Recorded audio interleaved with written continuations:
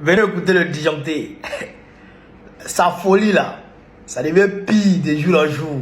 Chez camarades peu d'Afrique, on l'écoute, hein. Et puis bon, on va décortiquer. On est parti. La deuxième chose, c'est qu'à l'occasion de ce sommet, on a structuré la coalition d'action pour une paix solide et durable. C'est-à-dire que tous les États qui ont été là ont dit, un, on va continuer d'aider à court terme l'Ukraine, avec, comme la France l'a fait, des aides de court terme. Deux, on est prêt à faire le suivi du cessez-le-feu le jour où il est justement décidé et signé par l'Ukraine et la Russie.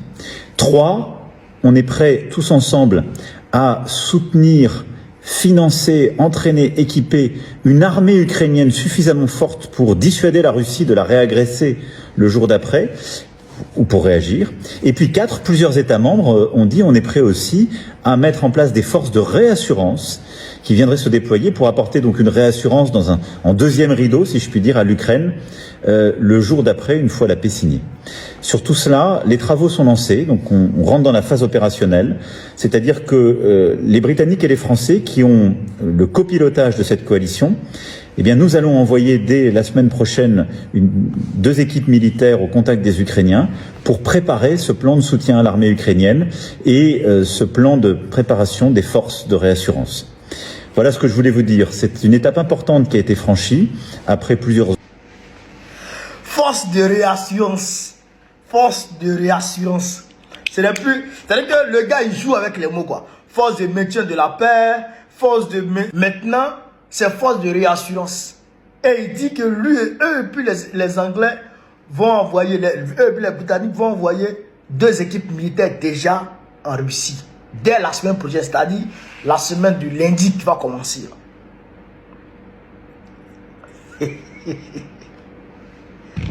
Je suis pressé de voir ça. Monsieur Macron, je suis pressé. Je suis impatient de voir les 2 équipes militaires françaises et britanniques aller en Ukraine. Je suis curieux et je suis impatient de voir ça.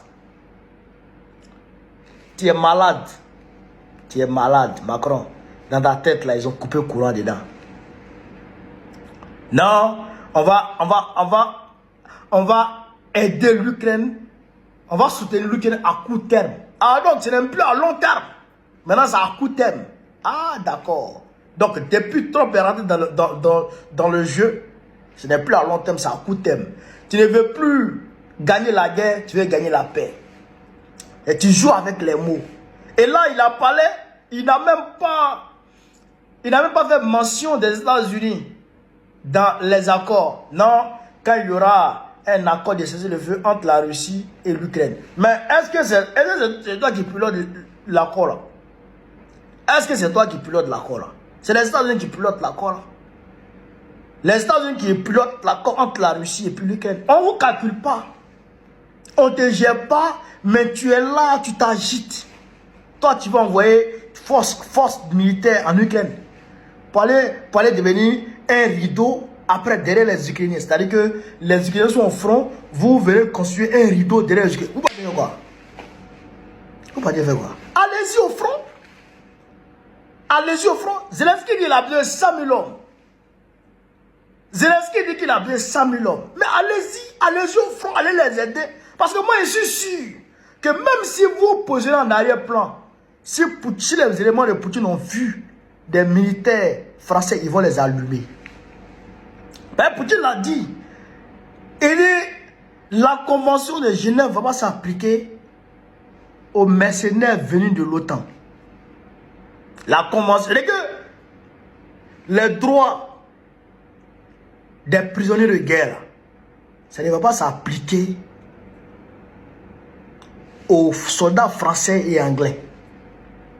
Donc si les soldats français vont là-bas, et les soldats anglais vont là-bas, s'ils ont fait coup de tête avec les soldats russes, et que les soldats russes arrivent à les faire capituler, qu'ils déposent les armes, il n'y aura pas de traitement de faveur, il n'y aura pas de traitement conformément à la convention de Genève. C'est-à-dire les droits des prisonniers de guerre. Rien ne sera respecté. C'est-à-dire qu'ils seront frappés, ils seront traités comme des terreaux. Poutine a dit ça. Donc tu envoies tes gars, mais ils vont les jailler tous. Tu n'as pas dit ta russophobie là, ça te fatigue, petit Macron. Ta russophobie là, d'abord ça te fatigue. Faut envoyer enfants des gens là-bas. Comme toi-même tu ne fais pas d'enfants. Tu ne fais pas d'enfants, tu ne sais pas comment on fait enfant. Donc, que les gens meurent, ça ne te dit rien. Mais nous qui savons comment on fait enfant, et nous qui avons des enfants, nous quand on voit les enfants des gens mourir, ça nous fait quelque chose. Mais comme toi, tu es un maudit, toi-même tu as dit, il n'est pas nécessaire pour toi de faire enfant. Comment un homme peut dire, je ne trouve pas nécessaire de faire des enfants. Tu es malade. Si tes parents n'avaient pas trouvé nécessaire de faire des enfants, tu allais venir au monde. Tu allais venir nous emmerder. C'est tes parents qui nous ont créé le problème. C'est tes parents qui nous ont créé le problème. Sinon, en réalité, toi là, tu es venu chez Wes. Tu es venu chez quoi dans ce monde? Tu es venu chez quoi sur terre? Dieu a dit, multipliez-vous. Toi, ça ne te concerne pas. Macron, la parole de Dieu là, ça ne te concerne pas. C'est la parole de Satan qui te concerne. Comme l'a dit Lavrov, Sergei Lavrov, vous ne croyez qu'en Satan. Vous, les Macron, vous ne croyez qu'en Satan. Envoie des gars là-bas. Envoie des hommes. Si Poutine les a pas beauté, non? Si Poutine les a pas beauté, non? Comment lui là? Waouh, là. Camarades d'Afrique, bonne fête à toutes et à tous. Bonne fête à tout le monde. Que Dieu, dans sa miséricorde, accorde à chacune et à chacun tout ce que son cœur désire. Que l'année prochaine nous trouve en bonne santé et en pleine forme.